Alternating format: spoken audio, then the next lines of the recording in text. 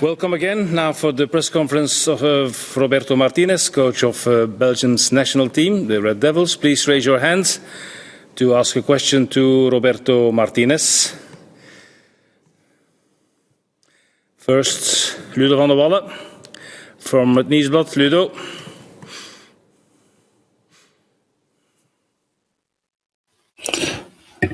Hi, Roberto. Hi, Ludo. Hi, Roberto. Okay, what's the news of Kevin and Aiden? That's the most important thing, I think. Well, as you know, they didn't join the group this morning. They couldn't train with the group just yet, but probably that's something that we expected. It's been another 24 hours, another 24 hours that they've been positive towards their recovery, but we all know that we are fighting against the time. We're going to take until the last minute to make the decision. Every day that we go by, every time that they can sleep and get 3 meals and get some treatment, we see an improvement, and then we'll see tomorrow if they can be involved or not. Unfortunately, at the moment we cannot make a decision. It's not playing any games, not to make the opponent any wiser or anything? No. I think the approach is to try to get the players fit, and we are in a tournament mode. That means that if they cannot play tomorrow, by being with the team and by working with us, they are here in Munich, we're going to try to get them fit as quick as we can, and we need to work in that way. That's not being arrogant. That's just trying to see if we can get them fit for the next few games. Obviously, it'll be difficult for tomorrow. I think obviously a soft tissue injury maybe in Eden's case.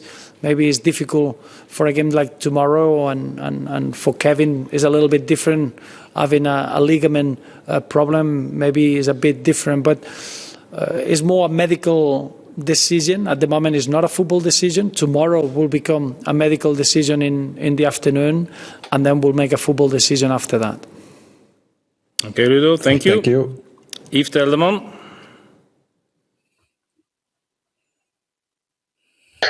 Coach, the FA Cup final in 2013 was against Manchester City with Wigan, with Roberto Martínez. Is that maybe, one of the most sensational victories of your young coaching career?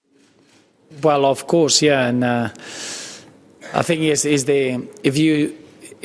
you put the final into context, you're talking about the England champions against probably the underdogs, and it was a story just to see in the FA Cup, the most famous cup competition in European football, to have a small team arriving to the final was the success. Now, to win it, I don't think anyone expected that, and I think it just gives you the magic of the FA Cup in the British game, and it's been since then a story that has always been stimulating and inspiring for other clubs to try to reach the FA Cup final. Obviously, it was very special for Wigan Athletic and everyone connected, but it shows you that over 90 minutes in a cup, anything could happen. And I think we are in the same position. Tournament football, we've seen some big surprises already, and that's modern football is the case. But I'm sure I've spoken with Yuri Tillemans, and he told me about his feelings by winning the FA Cup final, so I hope he can carry on in that way tomorrow. Okay. Yeah, can the one Roberto still surprise the other one, or don't you have surprises for each other anymore? Well, I think obviously you're seeing the two best teams statistically in this competition. This is a very different game in that respect. Obviously, two teams that they won 14 games from qualification and group phase. That's a record. I think it's only Germany that they did that in the previous years. So I think it's a shame that we have to face each other in quarterfinals. I think it's a game again. We had to face Portugal really early. We have to face Italy. I really think it's a shame for both national teams that we face each other at this stage. But I think it's the quality of this tournament, and we need to be ready for it. So, not a lot of secrets. Just statistically, two very good teams that they look like club teams. The way they play with a lot of synchronization, and tomorrow's game is going to go to very small details. Thanks, Yves. Thanks. Good luck. Marco Conterio, Tuttosport Web.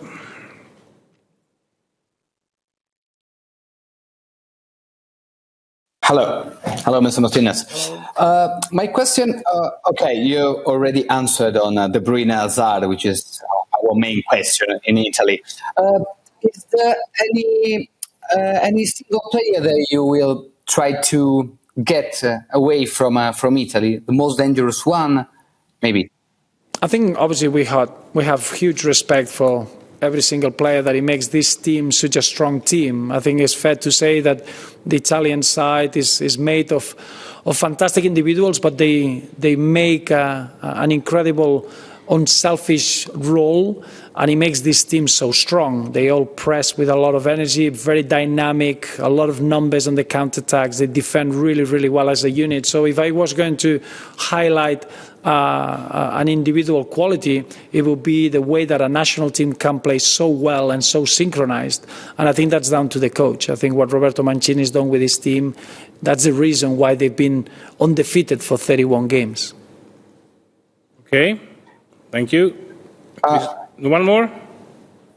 Is Italy so the less Italian squad that you've ever seen? I don't know. I think obviously modern football changes a lot. I think the modern football makes you be very flexible. So I wouldn't say, obviously I'm not an expert to talk in that way from Italian perspective. But what I do feel that this team has kept all the real resolute and winning aspects that Italy always have in tournaments, and then is added this modern, flexible aspect of being able to be a dynamic team that it can defend very quickly, very high, and quite happy to be in 1v1 situations all over the park. So I think it's a combination, and I think in football you need to be adaptable, you need to be flexible, without losing your DNA. And I don't think this Italian side has lost the DNA of the good Italian national teams. Thank you. Christophe Lieberlo, Belang van Limburg. Christophe.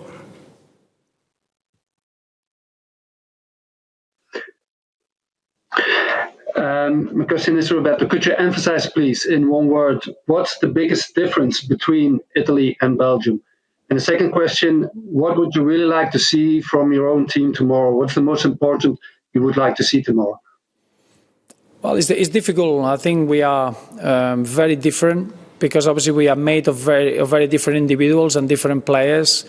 We've been together. I think the biggest difference would be, if you want, that Italy, they've been building up towards this tournament and they're growing together and they've becoming resolute and really strong after not accumulating defeats for 31. We are different. I think we've been growing through being in Russia 2018 together. I think the emotions and having to beat teams like Brazil and having to overcome difficulty of being 2-0 down against Japan and having to adapt to different styles. I think we've been through a longer journey, and probably the experience of these players allows you to do that. And I would say that what I want to see tomorrow is I want to see our players enjoying all the hard work that they put in the last 5 years. The work is to be in games like tomorrow. They need to enjoy it, they need to be themselves, and all we need to do is to improve what we did against Portugal. And I think that's a very clear line of our approach to the game. Okay, thank you. Okay, Christophe. Bert Maalderink, NOS, the Netherlands.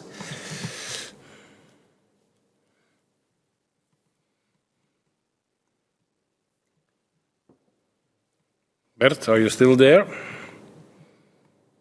No, not for the moment. Then we go to Jonas Bernard, Sud-Press. Jonas Bernard, Sud-Press.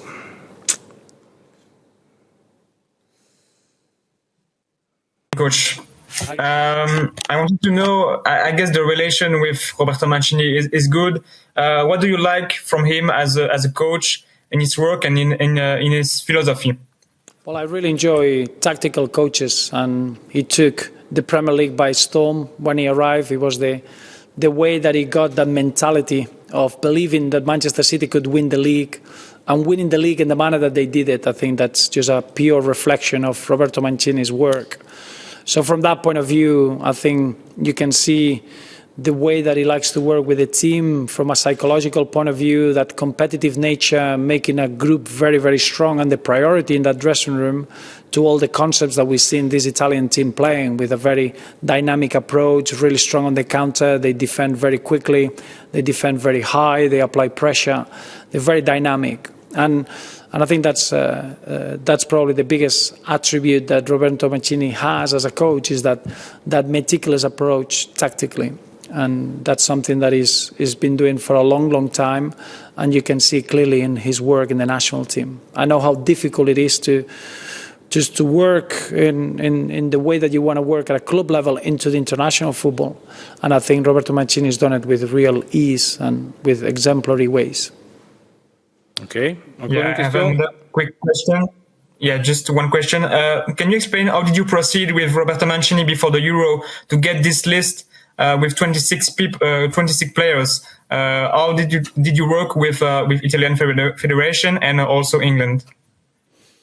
Yes, but I think it was just a very quick conversation and trying to share the views and the worries that we had. And I think you can see now that because of the uncertainty during the tournament, with the amount of traveling, the restrictions, the protocols, I think it was the right call. Even in our case, you can see the injuries to Simon Mignolet and Timothy Castagne, and now every national team is picking injuries. It was expected. Such a demanding season for all the players. When they come to a tournament football, everything gets amplified, and we expected that rate of injuries would increase probably 20 to 21%. And we shared the views that Roberto Mancini and the Italian Federation proposed, and I think then there were other federations to follow, and it was a really quick way to try to help the competition from a coach's point of view. Okay. Merci. Een nieuwe second attempt voor Bert Maalderink, NOS. There he is. Maalderink? Ja. Ja, gelukkig. Is Kevin De Bruyne the key to win tomorrow? That's my first question. The second question is, after this press conference, you have a walk through the stadium with the players. Is that very useful? Obviously, Kevin De Bruyne is, in my eyes, is the best playmaker in world football. And then any coach would like to have the best at their positions and in their jobs available. But obviously we need to have players that they are fully fit, and we'll find out that tomorrow. Today, at the moment, is very difficult to know, because at the moment Eden and Kevin, they follow in individual programs, and it will be a medical decision tomorrow. Today, at the end, we train in Belgium, in Tubize. We adapted into that way, and majority of the players know this stadium. We got a lot of players based in Germany, and they know it well. So it's only a little walk for the staff. Okay, thank you. Yuri Delecour, Belga.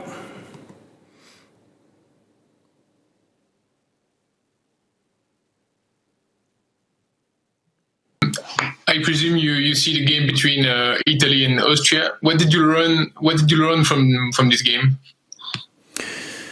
Well, I think is this tournament sends you a different challenge when you play away from home. I think that's the first thing. I've seen an Italian team playing in Rome with an incredible familiarity and with a way of playing that it reminds me how Denmark plays in Copenhagen or how England plays in Wembley. And I think that's a real key of this tournament. National teams playing at home is very different than when you play away from home. But obviously what you see with this Italian team is that they're ready to compete, they're ready to go into the last second, they're very clear in the way they want to play, and through difficulties in that second half against Austria, they kept doing the right things, and they could make changes, and players coming in doing exactly the same role. So it's a real clarity and a real synchronization, and it's a very, very tight unit. You see a national team that they work like a club level team, and I think that's a huge compliment to the coach, the staff, and all the players involved. Okay, merci. Dernière question, last question for Valentin Schnork de Le Matin.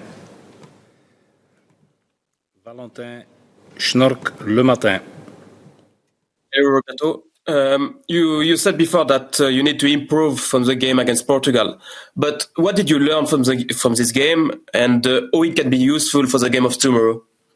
Well, a lot, because when you face the European champions, the champions of the Nations League, and the quality of the individuals that we had in front of us, to be able to keep a clean sheet is because we work really well off the ball. I think in the first half we scored a very good goal from open play. We created a real threat. And then there are always things that we want to be improving. I think that's the nature of the coaches, and we are a little bit of a strange creatures. We're never happy. We won and we qualify, but you want to improve, and that's probably our measurement. But I was delighted with the attitude. I was delighted with how we cope, losing important players, and that's just the line that we need to carry on in this tournament. Tomorrow we're going to be facing another top team, or probably statistically the best team alongside Belgium in this tournament, 14 straight victories, even though the last one was in extra time. But this is a record that only Germany achieved before, so it must be a good parameter of the team that we're facing tomorrow. Okay, thanks all. Thanks, Coach. See you tomorrow. Bye-bye.